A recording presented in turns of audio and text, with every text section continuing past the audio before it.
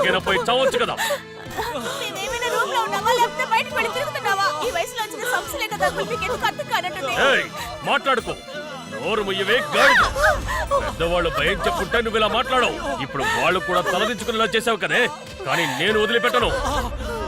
బయట ఊరి వాళ్ళైనా మా ప్రేమతో మేము వాళ్ళని మార్చుకున్నాం. వాళ్ళేమి చెడ్డ వాళ్ళు కాదు అంకుల్.